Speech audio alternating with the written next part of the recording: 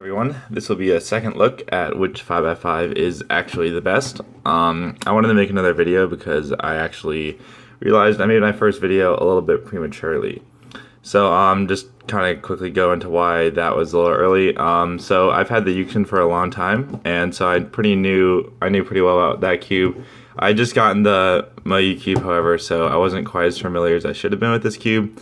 And actually, I didn't realize about the Mofengi cube is that previously I had a earlier version of the product that they put out initially when they mass produced it, but after going to Asian Championships and meeting some of the Mofengi guys, they gave me one of the newer ones after the mold change, and that made a phenomenal difference, which is why I think I rated it so poorly despite it being in the end a very good cube.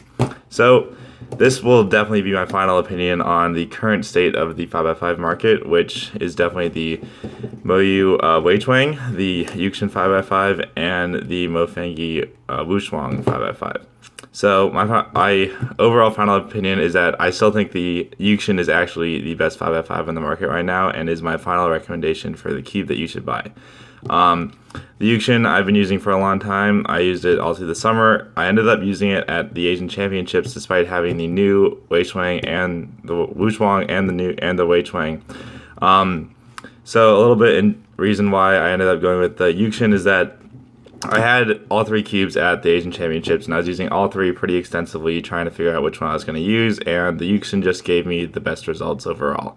As a little bit of comparison, my best average of 12 with the Yukshin is 52.9, and with the Wushuang and the Weichuang, it's just over 53.5. So the difference isn't that great. These are all fantastic cubes, and you're perfectly capable of getting amazing times in them.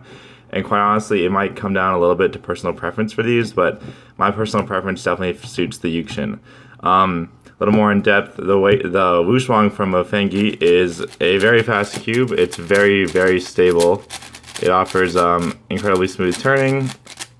But what I found is that for the similar stabilities as the Yukshin offers higher speed, while to get a similar level of stability with the Wushuang, you're going to sacrifice a little bit of the speed, and I really need that speed.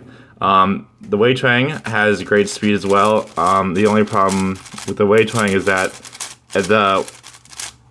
when you set up both the Yukshin and the Weichuang to have similar speeds, the Weichuang actually has slightly worse corner cutting, which causes a little bit of catches for me, which is why it was just a little bit slower in the Yukshin. The Yukshin was really a good mix of the two. I can have incredible speed on the cube while still having incredibly high stability. When I turn, I don't feel like any of the layers are going to get misaligned. The only problem is that it is a little prone to some lockups, but hopefully we can fix this in the newest version that's going to be coming out in about 5 to 6 months or something. Overall, if you're looking to buy a new 5x5 and you already have one of these three, you're probably going to be okay. All three of these cubes are great. They're fantastic. You certainly get great times in them.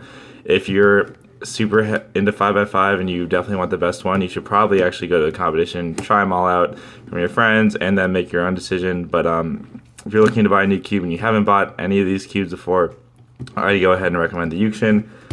It's also the cheapest and is my personal favorite. So yeah, that's all for now.